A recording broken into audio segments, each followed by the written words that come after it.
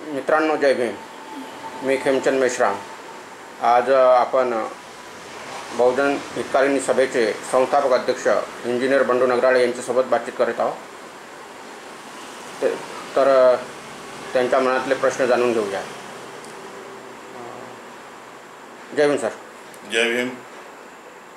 आपण बहुजन हितकारिणी सभेच्या बॅनरवर नुकतेच चंद्रपूर येथील दीक्षाभूमीला क्लब ग्राउंडचे मैदान मिळाले पाहिजे आणि त्याकरिता तुम्ही महाधरणाच्या माध्यमातून एक आंदोलनसुद्धा केलेलं आहे. तर त्यामागे तुमचा काय उद्देश आहे? मेश्रामजी, सर्वप्रथम मी आपले जे व्ह्युअर्स आहेत आपल्या यूट्यूब चॅनलचे, त्या सर्वांना जय भीम करतो आणि सर्वांनी आपल्या चॅनलला सबस्क्राईब करावं असं आवाहनसुद्धा करतो.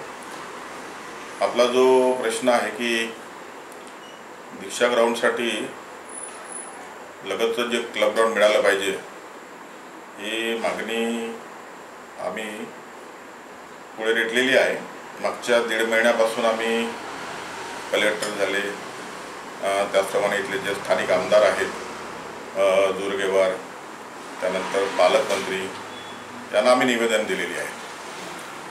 आणि क्लब ग्राउंड जो आहे तो दीक्षाभूमीचा भाग राहिलेला आहे. 1956ला बाबासाहेबांनी जेव्हा 1956ला दीक्षा दिली तर त्यावेळेस हा club ground, Chanda club ground, लगतचं मित्रनगर, TB हॉस्पिटल आणि ITI हा पूर्ण 20-22 एकरचा जो प्लॉट आहे, एरिया जो आहे, तो बाबासाहेबांनी 56ला जेव्हा दीक्षा दिली त्या दीक्षा समारंभाच्या मैदानाचा भाग होता.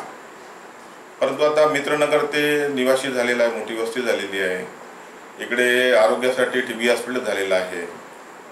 इकडे व्यवसाय शिक्षणासाठी काय त्याला ITI म्हणतात ते झालेलं आहे. फक्त जे क्रीडांगणासाठी म्हणून जो चांदा क्लब ग्राउंड आहे तोच उरलेला आहे. परंतु आता तो केवळ क्रीडांगणासाठी राखीव म्हणून जरी हे लोक म्हणत असतील तरी तो काय क्रीडांगणासाठी राखीवचं स्वरूप त्याचं राहिलेलं नाही. कारण तिथे सर्कस होतात, प्रदर्शनी भरते, इतर व्यावसायिक याच्यासाठी जे आहे काही त्याचं आकारणी म्हणजे फीस वगैरे घेऊन ते उपलब्ध करून देतात. म्हणजे केवळ ते क्रीडांगणासाठी म्हणून काय राखीव राहिलेलं नाही. आणि दुसरीकडे मोठं ग्राउंड झालेलं आहे क्रीडांगणासाठी, जिल्हा स्टेडियम, त्याच्यामुळे ते आता खुलं आहे आणि ते बाबासाहेबांच्या चरणस्पर्शाने पवित्र झालेलं ग्राउंड आहे. ते दीक्षाभूमीला लागूनच आहे. ते मधला काही रोड वगैरे त्यावेळेस नव्हता. तर त्याच्यामुळे हे जे अख्खं जे ग्राउंड आहे क्लब ग्राउंड आणि क्लब ग्राउंडला लागलेलं जे सर्किट हाऊस आहे, जर आपण लक्षात घेतलं पाहिजे सर्वांनी की चांदा क्लब ग्राउंडला लागलेलं सर्किट हाऊस, त्या सर्किट हाऊसला बाबासाहेब 16 ऑक्टोबर 1956ला तिथे थांबले रात्रभर. आणि दुसऱ्या दिवशी सकाळी 17 ऑक्टोबरला बाबासाहेबांनी आपल्या मुलांचा तिथे निरोप घेतला. आदल्या दिवशी मोठी सभा झाली, धम्मदीक्षेचा कार्यक्रम झाला आणि 3.5 लाखाच्या वर लोक तिथे होती. दुसऱ्या दिवशी परत बाबासाहेब जेव्हा तिथे होते मुक्कामी, प्रकृती बरी नव्हती बाबासाहेबांची, तर तेव्हा सुद्धा हजारो लोक त्या विश्रामगृहाच्या एरियामध्ये, सर्किट हाऊसच्या परिसरामध्ये तिथे जमलेले होते. आणि मग बाबासाहेबांना असं वाटलं की बाबा काल तर लोक मोठ्या संख्येने येऊन गेलेत, पण आजही एवढ्या संख्येने लोक आहेत, पूर्ण परिसर गजबजून आहे. तर बाबासाहेब तिथे लोकांशी थोडीशी ते बोलण्याचा त्यांनी प्रयत्न केला आणि बोलले. आणि त्याने असं म्हटलं की तुमचं प्रेम मला फार हे करत आहे आणि मला गहिवरून येत आहे की पुढच्या वेळेस मी चंद्रपूरला येऊ शकेल की नाही, कदाचित ही माझी शेवटची भेट असेल. असं म्हटल्याबरोबर तिथल्या आपल्या सर्व गोरगरीब जनतेला गहिवरून आलं. अश्रुधारा निघाल्या लोकांच्या डोळ्यातून आणि बाबासाहेबही गहिवरले. तर ती आमच्यासाठी भयंकर पवित्र स्मृती आहे आणि ती स्मृती नष्ट होऊ नये. झालं काय की जसं उड्डाणपूल रात्रीच्या अंधारामध्ये त्याचं फाउंडेशन पिलरचं खोदलं, माहीत नाही पडलं लोकांना. त्याच पद्धतीने हे जे सर्किट हाऊस आहे, जिथे बाबासाहेबांची पवित्र स्मृती आहे, त्याला सुद्धा या BNCने पाडण्याचा निर्णय घेतलेला आहे. आणि तिथे आता मोठं जे विश्रामगृह ते बनवणार आहेत. आमचं काय म्हणणं आहे की विश्रामगृहाच्या 4 बिल्डिंग आहेत, तुम्ही मोठा टावर बनवा विश्रामगृहासाठी, आमचं काही म्हणणं नाही. परंतु जिथे बाबासाहेबांच्या स्मृती आहेत, शेवटचं अत्यंत भावनिक जो प्रसंग आहे, त्याला तुम्ही उद्ध्वस्त करताय आणि बाबासाहेबांच्या स्मृती नष्ट करताय, तर ते आम्ही होऊ द्यायला नाही पाहिजे. आता हे कसं की हे रात्रीच्या अंतरातलं काम आहे, म्हणजे लोकांना माहीत करून काही ते पाडणार नाहीत. बरोबर. त्याच्यामुळे मला माहिती मिळाली. आता माझं काम आहे की लोकांना जागृत केलं पाहिजे, आणि ते आम्ही काही वर्षी लोकांना जागृत करण्यामध्ये यशस्वी झालो. आणि मी खबरदार केला आहे प्रशासनाला की बाबा तुम्ही रात्रीच्या अंधारामध्ये जर हे सर्किट हाऊस जर पाडण्याचा प्रयत्न जर केला तर तुम्हाला इथे आम्ही माफ करणार नाही, आणि तुम्हाला तुमच्या घरून पाय तुमचं बाहेर पडणार नाही, एवढं तुमची नाकेबंदी करून टाकू. पूर्ण जी आंबेडकरी जनता आहे, ती जनता आजही बाबासाहेबांसोबत प्रामाणिक आहे, आणि पूर्ण तुमचा घेराव करून तुम्हाला तिथून निघू देणार नाही. आपण ठणकावलेलं आहे प्रशासनाच्या, जो कोणी जो हा प्रस्ताव मांडणार आहे त्याला. आता माझं काय मत आहे की मग हे क्लब ग्राउंड, दीक्षाभूमी आणि मग हे सर्किट हाऊस जर डोळ्यासमोर आणा. हा जो पूर्ण जो भाग आहे, या भागाला बाबासाहेबांच्या त्या VIP सर्किट हाऊसला जर आपण बाबासाहेबांचं राष्ट्रीय स्मारक केलं, क्लब ग्राउंड सलग जोडला दीक्षाभूमीशी, तर एक मोठं म्हणजे कसं की राष्ट्रीय स्मारक आणि वर्ल्ड हेरिटेज सुद्धा होऊ शकते. बुद्धिस्ट म्हणजे दीक्षाभूमी लागलेलं बाबासाहेबांचं मोठं स्मारक एवढं सलग जर झालं तर ते व्हायला पाहिजे ना.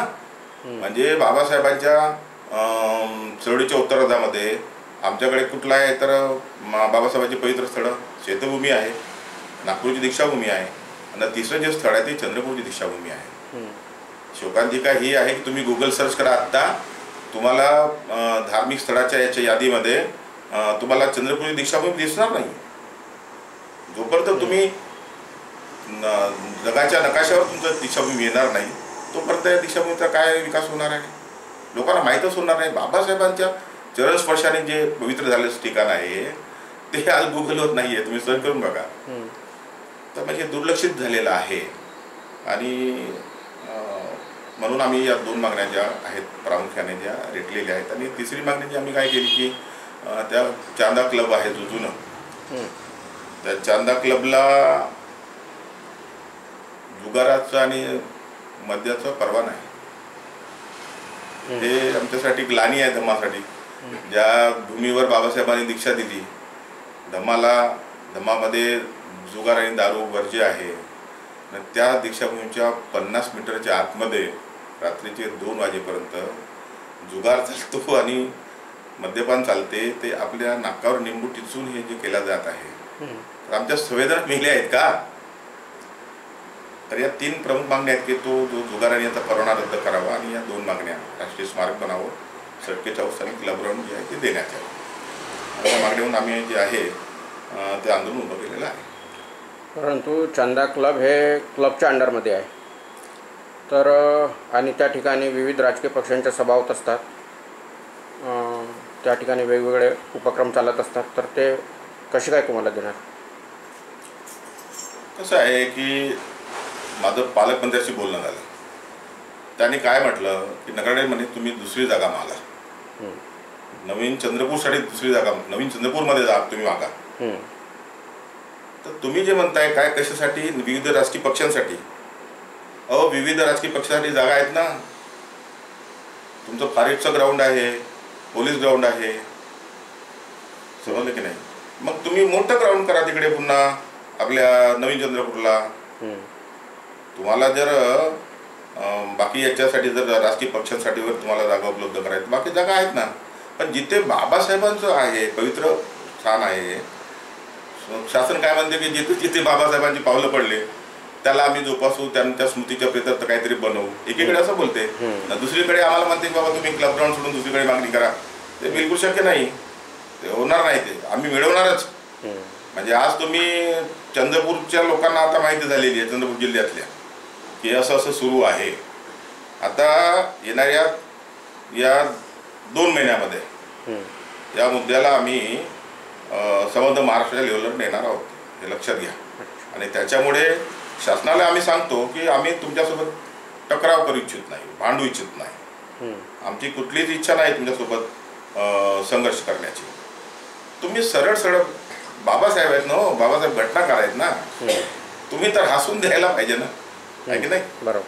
मग 12.5 एकरची जी इंदू मिलची जागा जी आहे ती बाबासाहेबांच्या स्मारकासाठी दिली नाही ना मुंबईला. मग हे 4 एकरचं जे ग्राउंड आहे तू काय मोठी गोष्ट आहे? शासनाने जर निर्णय जर केला तर काय त्याच्यात मोठी गोष्ट आहे? आम्ही शासनाला निर्णय करण्यासाठी भाग पाडू. बाबासाहेब आंबेडकरांनी 16 ऑक्टोबर 1956ला दीक्षा दिली आणि त्या घटनेला आज 70च्या जवळपास वर्ष झालेली आहेत. मग ही मागणी आत्ताच का करण्यात येत आहे?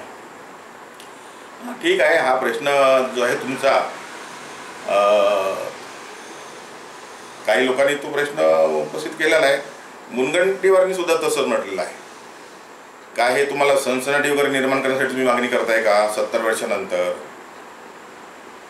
तर मला अक्कल यायला 30-40 वर्ष लागली हो. आता माझं वय वर्ष 56 आहे आणि या 10-15 वर्षामध्ये आपल्यामध्ये तेवढी प्रगल्भता जी आहे ती आली असं मी समजतो. परंतु माझ्यामध्ये प्रगल्भता यायला किंवा ते विजन यायला आत्ताचा कालावधी उलटला. परंतु माझ्यापूर्वी या समाजाचं नेतृत्व करणारे ते नेते होते ना, लिडरशिप होते ना. काही इथे लिडरशिपची नेतृत्वाची पोकळी नव्हती चंद्रपूर जिल्ह्यामध्ये. आता अचानक पोकळी निर्माण झाली आहे. 24 लोक जे बाबासाहेब आंबेडकर सांगतात, मांडतात, कालपर्यंत सांगत होते, मांडत होते, आज अचानक मनुवादी पक्षाकडे तिकडे मागत आहे. तो 24 लोक एकदम व्याकम निर्माण झालेला आहे चळवळीमध्ये चंद्रपूर जिल्ह्यामध्ये. मला काही ते नेतृत्वाची पोकळी वगैरे भरून काढण्यासाठी काय मला यायचं नव्हतं, समजलं का? मी हा जो मुद्दा आहे 2-2.5 वर्षापूर्वी माननीय बाळासाहेब आंबेडकरांकडे अप्रोचण्याचा प्रयत्न केला, परंतु माननीय बाळासाहेब आंबेडकरांकडे मी जाऊ शकलो नाही. कारण त्यावेळेस मी कुठल्याही राजकीय याच्यामध्ये सक्रिय नव्हतो. त्याच्यामुळे बाळासाहेबांकडून मला वेळ मिळेल अशी मला असं वाटत नव्हतं. परंतु माझा जो लहान भाऊ आहे त्याचे डॉक्टर सुरेश मानेशी संबंध होते आहे. तर 2-2.5 वर्षापूर्वी मी यांना सुरेश माने साहेबांना बोललो, गडचिरोलीला जाऊन भेटलो त्यांना. मी म्हटलं की साहेब असा असा प्रश्न आहे, चंद्रपूरच्या दिशाभूमीसाठी क्लब ग्राउंड मिळालं पाहिजे, समजलं की नाही? तर त्यांनी माझी गोष्ट ऐकून घेतली. त्यानंतर आम्ही दोघे भाऊ याच्यावर गहन चर्चा केली. आता हे अचानक का असं तुम्ही जे म्हणत आहे हे अचानक नाही आहे. कारण कसं झालं की 7 वर्षापूर्वी जे उड्डाणपूल बांधलं गेलं, कदाचित हे जर उड्डाणपूल झालं नसतं, उड्डाणपूल जर झालं नसतं तर ही मागणी करण्याची पाळी आली नसती. उड्डाणपूल केलं तुम्ही शासनाने, काय आवश्यक होते तिथे? आम्ही तिथे माणसं बसवली. म्हणजे जे मुख्य उड्डाणपूल आहे नागपूरला जाणार गोरगड नाका चौकामध्ये, आणि जे दुसरं उड्डाणपूल इकडे येणार आहे दीक्षा ग्राउंडकडे, दोन्ही ठिकाणी आम्ही माणसं बसवली तिथे. आणि त्यांना वाहतुकीचे जे पिकअप्स असतात सर्वे करायला लावला. वाहनाचे जे 4 व्हीलर्स आहेत त्यांचे नंबर आणि किती आहे संख्या ते मोजण्यासाठी लावला आम्ही. जेव्हा मुख्य उड्डाणपुलावरून 300 वाहनं धावली, तेव्हा या उड्डाणपुलावरून फक्त 2 वाहने धावली. किती? फक्त 2. याचं प्रमाण जर कळालं की नाही तर 0.74% होते. 1% होत नाही साहेब, बरोबर आहे की नाही? हा, दुसरीकडे मात्र खालून जे आहे दीक्षाभूमीच्या सामोर जो खालून रोड आहे तिथून मात्र 12 ते 14 वाहन धावली. हे लक्षात घ्या. म्हणजे वरचं जे तुमचं जे उड्डाणपूल तुम्ही केलं ते अननेसेसरी आहे, ते सिद्ध होते ना. लोकच म्हणतात की टेक्निकली ते डिझाईन केला गेलेला आहे उड्डाणपूल, ते फाल्टी आहे. तिथून जर तुम्ही मोठा ट्रक लोडेड गाडी जर तिथून निघाली तर ते एक्सेलरेशन कंट्रोल होणार नाही आणि कुठल्या तरी एखाद्या शिंदेला मारून टाकेल, म्हणून तिथून मोठे ट्रॅफिकच तिथे जात नाही, ट्रॅफिकच नाही आहे. मग तुम्ही बांधलं कशाला ते? ते बांधलं कशाला? माझं काय मत आहे, एवढी गरजच नव्हती बांधायची, तुम्ही बांधलं कशाला? तुम्ही बांधल्यामुळे आमच्या दीक्षाभूमीचं डेकोरम खराब केलं, जागा तुम्ही व्यापून टाकली तिथे. आता तिथे काय होते, तिथे टपऱ्या टुपऱ्या, रात्रीच्या काळोखामध्ये ते दारू पिणे, या सर्व भानगडी तिथे होत आहेत ना. जाऊन बघा थोडंसं तुम्ही. त्याचे मोठे मोठे जे पिलर आहेत त्याच्या आडोशाला काय चालतात तिथे कार्यक्रम, हे आम्ही बघायचं आमच्या डोळ्यांनी, उघड्या डोळ्यांनी. म्हणजे 70 वर्षानंतर आम्हाला कशी काय जागा आली, तर त्याचं हे म्हणणं आहे की बाबा तुम्ही काय केलं, म्हणजे तुम्ही आमच्या दीक्षाभूमीला म्हणजे हे करावं, हे अलीकडे केलं तुम्ही. तुम्ही जर क्लबग्राउंड जर आपला उड्डाणपूल जर केलं नसतं तर कदाचित ही मागणी आली नसती. बरोबर आहे की नाही?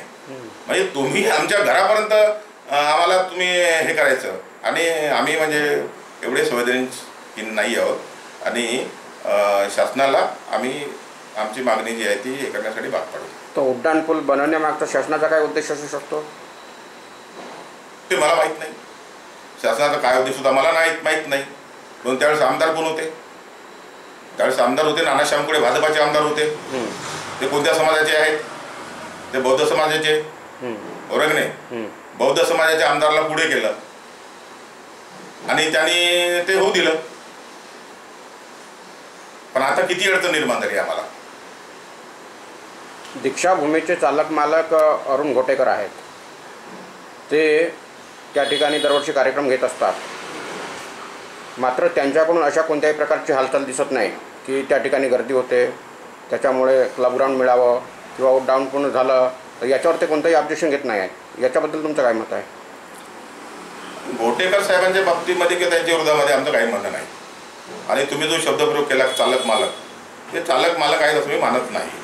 ते सध्या त्या ट्रस्टचे अध्यक्ष आहेत, डॉक्टर बाबासाहेब आंबेडकर मेमोरियल ट्रस्टचे अध्यक्ष आहेत. आज ते आहेत, उद्या राहणार नाही. उद्या दुसरं कोणी त्याचे म्हणजे ट्रस्टचे अध्यक्ष होतील. बरोबर आहे की नाही? आणि ती दीक्षाभूमी त्या ट्रस्टच्या अंडरमध्ये आहे. बरोबर आहे की नाही? आता घोटेकर साहेबांनी हा मुद्दा का उचलला नाही हे मला माहित नाही. घोटेकर साहेबांच्या विरोधातले हे आंदोलन थोडी आहे. आम्ही शासनाकडे मागणी केली आहे ना. तो क्लबग्राउंड काय घोटेकर साहेबांच्या अंडरमध्ये आहे का? तो क्लबग्राउंड जो आहे तो शासनाच्या अधीन आहे. VVIP जे सर्किट हाऊस आहे ते शासनाच्या अंडरमध्ये आहे. तर आम्ही तर तिकडेच मागणी करणार ना. अहो मला एक सांगा, मागच्या वर्षी शिंदे आले होते मुख्यमंत्री. एक मोठा म्हणजे लोंढा महिलांचा पोलीसचे जवान आहेत त्यांच्या अंगावर असा म्हणजे लोंढा गेला होता. त्या बिचारांनी सावरलं, त्या तिथे चेंगराचेंगरी होणार होती. आता मला एक सांगा की दीक्षाभूमीला किती जागा उरलेली आहे? माझ्या अंदाजात 2 एकर जागा ओपन आहे. त्यामध्ये हार्डली तुम्ही 8 ते 10 हजार लोक तिथे समाविष्ट होऊ शकतात. आणि तिथे काय पुन्हा केलं की आतमध्ये दुकानं म्हणजे टाल आहेत.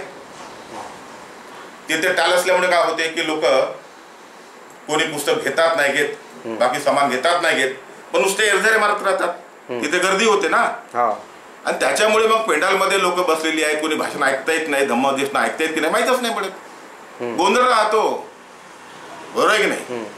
मग दीक्षाभूमी काय तिथे जत्रा करण्यासाठी आम्ही आहे का ती? म्हणजे ते धम्माचं केंद्र असलं पाहिजे, तिथून धम्माची चळवळ उभी झाली पाहिजे, हाच उद्देश असेल ना. म्हणजे माननीय तेलंगुरुजी, PV मेश्राम, अंकुश वाघमारे आणि गोपाळराव देवगडे यांनी 1994ला पूर्ण जिल्ह्यामध्ये फिरून यांनी 67 सभा घेतल्या.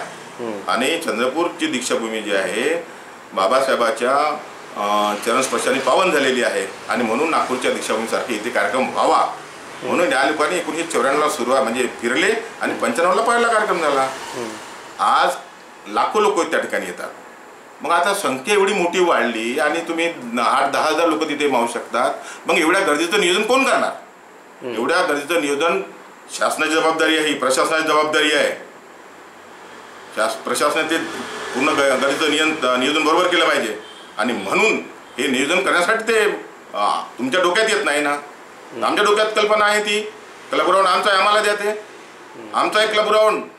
बाबासाहेबांनी त्या ठिकाणी जेव्हा दीक्षा दिली होती 56ला, तर तो भाग क्लबग्राउंडचा भाग जो आहे तो आमचा भाग आहे, दीक्षा ग्राउंडचा भाग आहे. म्हणून आम्ही मागतोय. कुणाची प्रायव्हेट प्रॉपर्टी आम्ही मागत नाही आहोत. समजलं की नाही. आणि महत्त्वाची गोष्ट, आता आम्ही काल कलेक्टर महोदयांना भेटलो. आता शासनाचा जो निर्णय आहे की क्लब ग्राउंड दीक्षाभूमीसाठी देणे किंवा VIP सर्किट हाऊसला राष्ट्रीय स्मारक, बाबासाहेबांच्या नावे राष्ट्रीय स्मारक बनवणे, याला मी मान्य करतो की याला जोपर्यंत कॅबिनेटमध्ये हे मुद्दे चर्चेला येणार नाहीत तोपर्यंत याच्यावर तोडगा निघणार नाही, मला मान्य आहे. आणि एवढ्या लवकर विधानसभेचं सेशन नसल्यामुळे आम्ही मान्य करतो की या 15-16 ऑक्टोबरच्या वेळपर्यंत ते होणार नाही. पण मग कलेक्टरच्या अखत्यारीमध्ये काही बाबी आहेत. आम्ही काय म्हटलं, काल जेव्हा निवेदन दिलं तर आम्ही त्यांना म्हटलं की जेव्हा शासन निर्णय होईल तेव्हा होईल, परंतु तोपर्यंत टायमिंग तुम्ही 14, 15, 16, 17 ऑक्टोबरला त्या क्लब ग्राउंडची जी भिंत आहे दीक्षाभूमीच्या जस्ट समोरून, त्याला तुम्ही त्या उड्डाणपुलाच्या खालून रस्ता द्या आणि ते क्लब ग्राउंडची वाल तोडा 40 फूट आणि तिथे सरकणारे गेट लावा, 2 वे, एक जाण्यासाठी तिकडे आणि इकडे येण्यासाठी ओपनिंग ठेवा. बरोबर आहे की नाही. आम्ही ही मागणी केली. आणि तुम्ही जर उद्या असं जर केलं आणि क्लब ग्राउंडवर केवळ लोकांना तिथे राहण्यासाठी जर व्यवस्था केली, तिथे स्वच्छतागृहे टेम्पररी बनवली तुम्ही अस्थायी स्वरूपाची, 4 मोठ्या स्क्रीन लावल्या आणि दीक्षाभूमीवर जो चालणारा कार्यक्रम आहे त्याचं जर तुम्ही लाईव्ह स्ट्रीमिंग जर केलं क्लब ग्राउंडवर, बरोबर आहे की नाही, तर कितीतरी गर्दी जी आहे ती त्याचं नियोजन होऊ शकते. आम्ही ही मागणी केलेली आहे कलेक्टर साहेबांना की त्यांच्या अखत्यारीमधली आहे, त्यांच्या अधिकार क्षेत्रातली बाब आहे ती कोणती, की नाहीतरी तुम्ही एक दिवस बंद ठेवता नागपूर रोड 15 तारखेला 16 तारखेला. आम्ही असं त्यांना काल निवेदन दिलं की तुम्ही 15 आणि 16 दोन्ही दिवशी नागपूर रोड बंद ठेवा. मग नागपूर रोड वाहतुकीसाठी बंद राहील आणि वाहतूक जी आहे ती सिद्धार्थ हॉटेलच्या समोरून पुढे जे उड्डाणपूल आहे तिथून जाईल, वाहतूक तिथून सुरळीत होईल. 2 दिवस बंद ठेवा. आणि 2 दिवस जर तुम्ही नागपूर रोड जर बंद ठेवला तर नागपूर रोडच्या म्हणजे प्रियदर्शनी इंदिरा गांधी चौकापासून ITI पर्यंत किती 4 लेनचा रोड आहे, बरोबर आहे की नाही, 2 वे आहे. तर इकडच्या 2 लेन 1 वेच्या, दुसऱ्या 2 लेन, या 2 लेनला म्हणजे 4 रांगेमध्ये मोठ्या प्रमाणामध्ये बुक स्टॉल तिथे राहू शकतात, इतरही स्टॉल राहू शकतात. आणि मग लोक ज्यांना काही खरेदी करायचं असेल, पुस्तक खरेदी करायचे ते करतील तिथे. पण ज्यांना धम्मदेशना किंवा इतर जे कार्यक्रम ज्यांना त्याचा म्हणजे आस्वाद घ्यायचा असतो दीक्षाभूमीवर, त्यांना मात्र तिथे शांतता मिळेल. दीक्षा ग्राउंडवर बुक स्टॉल जर नाही राहिले आणि जर इकडे जर राहिले तर तेवढी मोठी जागा जी आहे तिथे, आणि मग शांततेमध्ये कार्यक्रम पार पडतील. त्याचं लाईव्ह स्ट्रीमिंग इकडे होईल, कुठे, आपल्या क्लब ग्राउंडवर. आणि बाकी टाल म्हणजे वेगळ्या ठिकाणी राहतील. किती सुरळीत होईल चांगलं.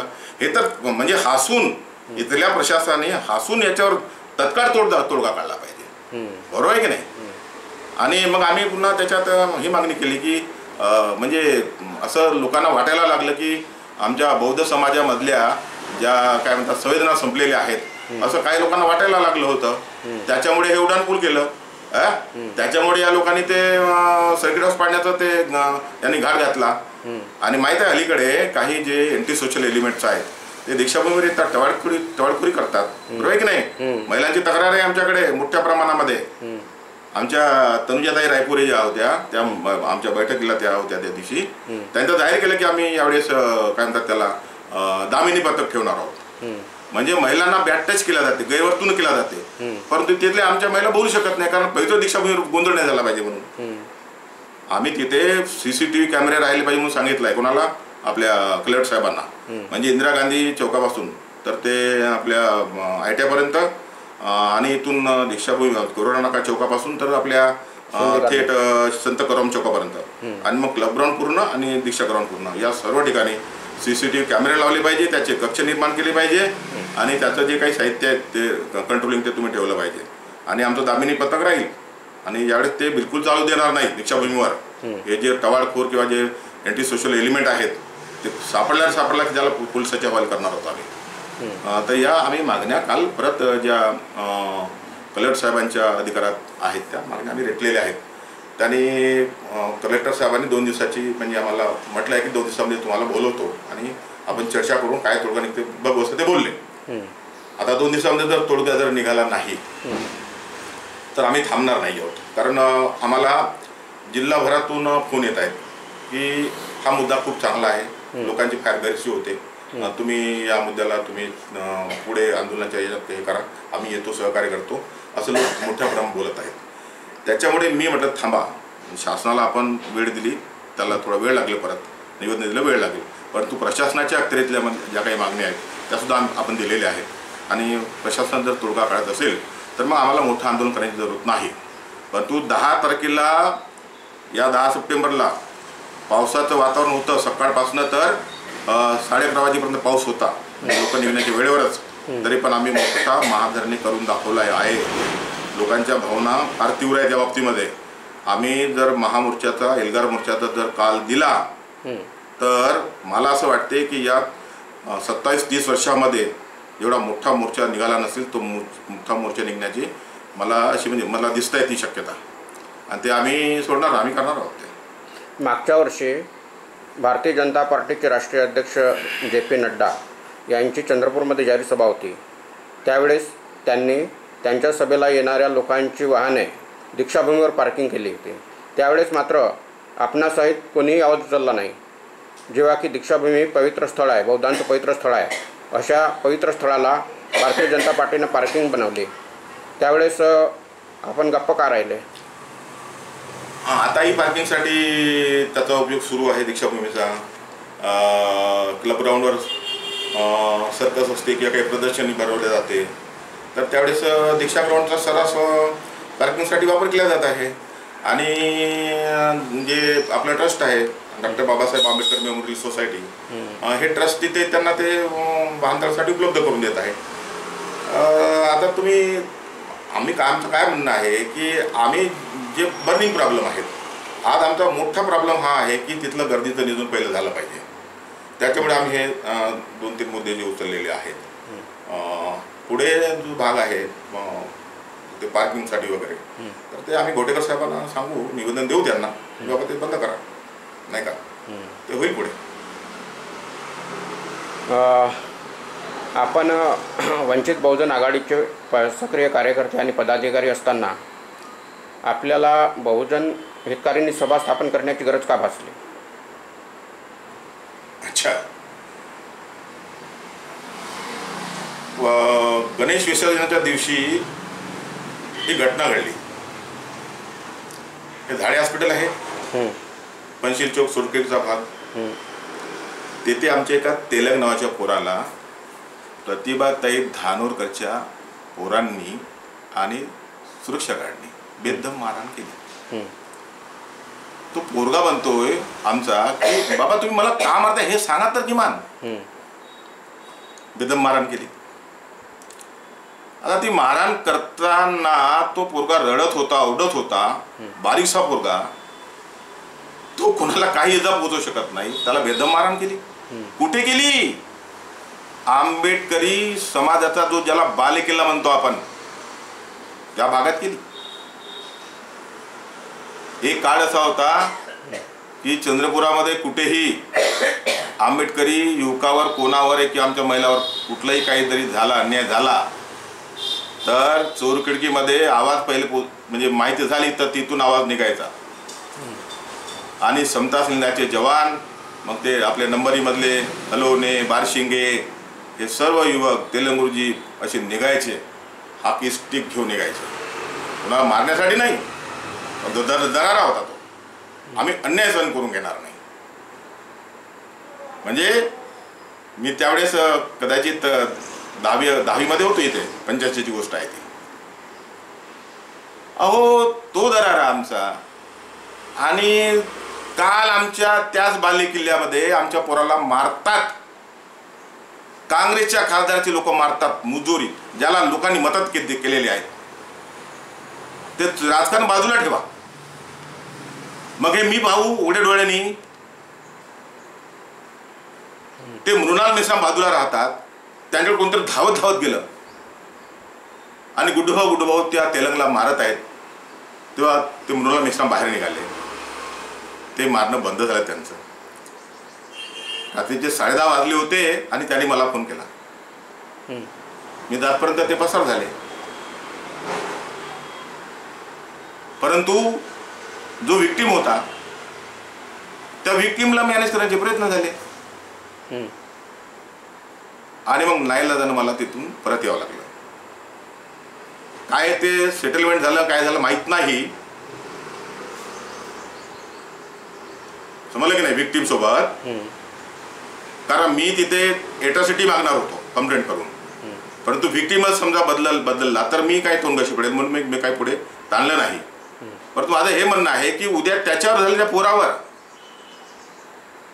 त्यांनी सेटलमेंट करून हे केलं, जीव गेला असता तर सेटलमेंट करून काय फायदा झाला असता, जीव वापस आला असता का? उद्या त्यांचा पोरगा, उद्या माझा पोरगा, परत त्याचा पोरगा, आम्ही हे जर करत बसलो तर उद्या आमच्या घरात येऊन कोणी जर घुसून मारलं तरी कोणी येणार नाही येणार. म्हणून तो राजकारण बाजूला ठेवा. मला हे बघायचं आहे पहिले, तो दरारा जो आहे आमच्या समाजाचा तो कायम करायचा आहे.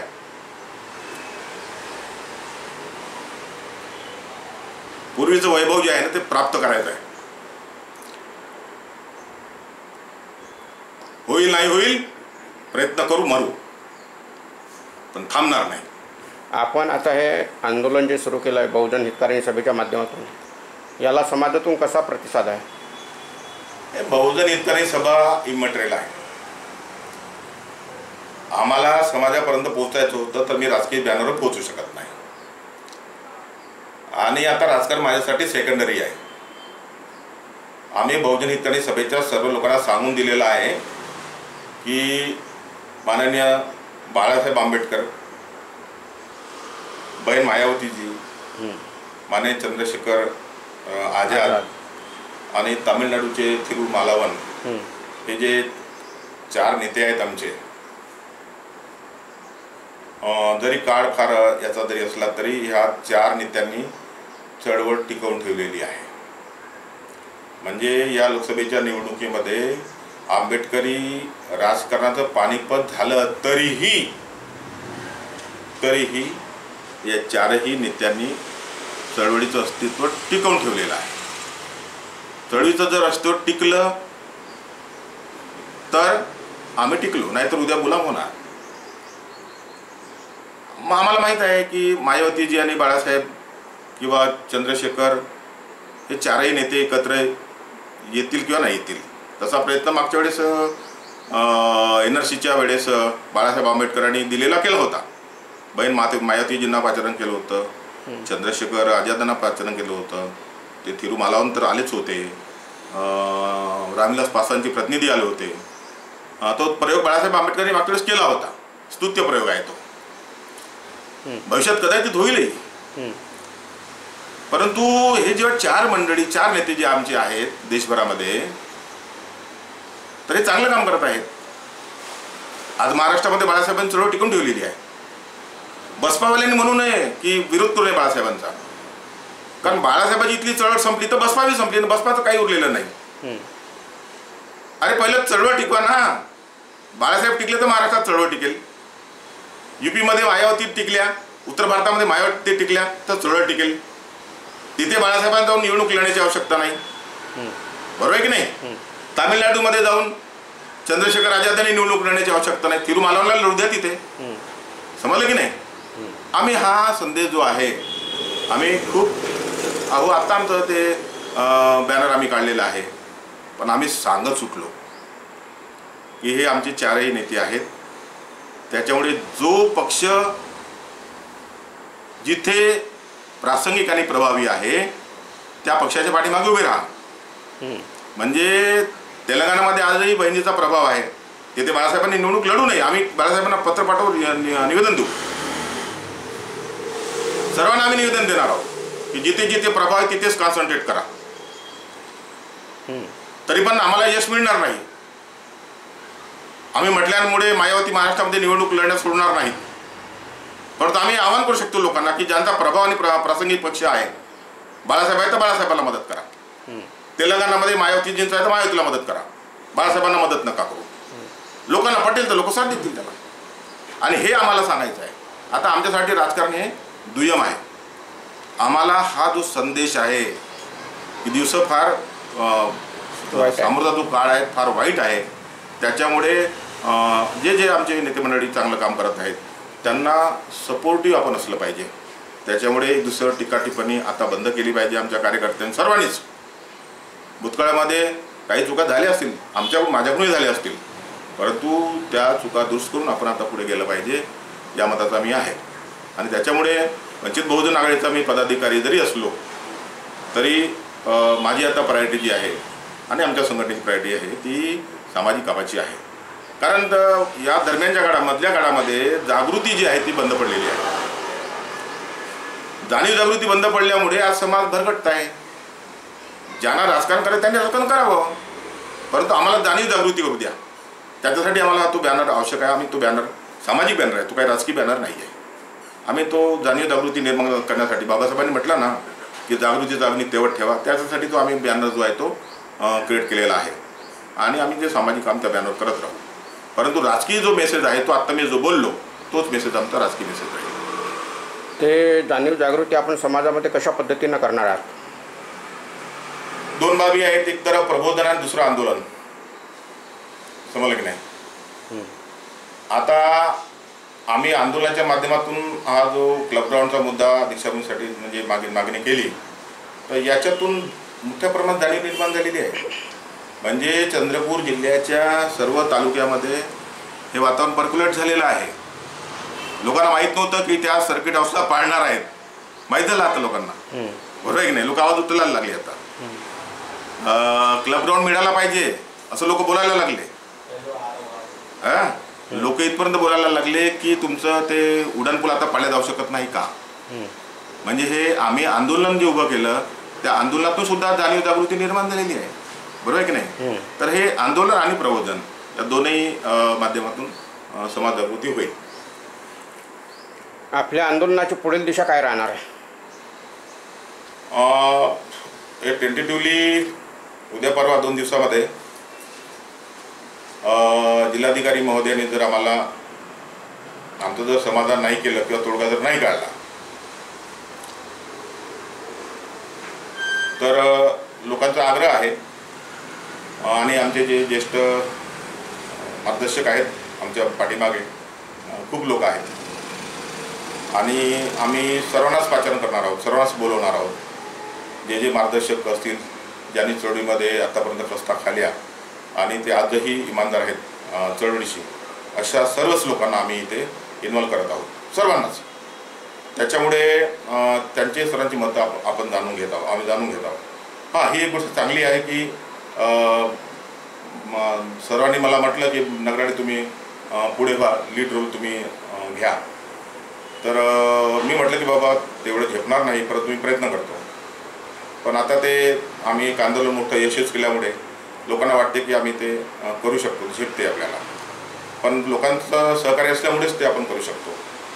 तर सर्वांच्या सहकार्याने आम्ही लवकरच एक 15 ते 18 दिवसाच्या कालवर एक मोठं आंदोलन, त्याचं स्वरूप कार्य मी आता डिस्क्लोज करणार नाही, परंतु मोठं आंदोलन म्हणजे एवढं मोठं राहील ते की मगाशी बोलल्याप्रमाणे 25-30 वर्षामध्ये जे झालं नाही किंवा त्याच्यापूर्वी जे झालं पण एवढ्याच झाले नाही, एवढं मोठं आंदोलन जे आहे आणि ते शांतीपूर्ण मार्गाने आम्ही संवैधानिक मार्गानेच करू.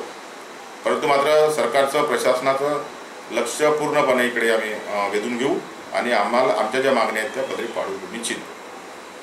दीक्षाभूमीवर बाबासाहेब आंबेडकरांनी दीक्षा दिल्यानंतर त्या ठिकाणी जे धम्माचं काम व्हायला पाहिजे त्या प्रमाणात होत नाही आहे, यावर तुमचं काय मत आहे? नाही, मी याच्यावर बोलणार नाही, कारण सर्वच याच्यावर आपल्याला ते आवश्यकता नाही, ते बघतील बाकी लोक. आमचा मुद्दा आहे की आमच्या लोकांची प्रचंड गैरसोय होत आहे.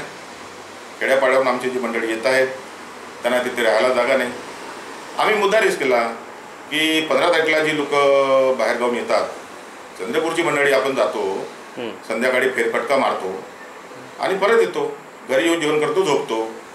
परंतु जे बाहेर जिल्ह्यातून आलेली मंडळी असतात किंवा चंद्रपूरच्या ग्रामीण भागातून आलेली मंडळी असतात, तेलंगणावरून आलेली मंडळी असतात, ते कुठे जाणार बिचारे? स्वच्छतागृह नाही तिथे, त्यांना थोडंसं जर विश्रांती घेतो म्हणतात काही नाही तिथे. मग रात्र काढायची कशी? 15 तारखेची रात्र काढायची कशी? मग 16ची रात्र काढायची कशी?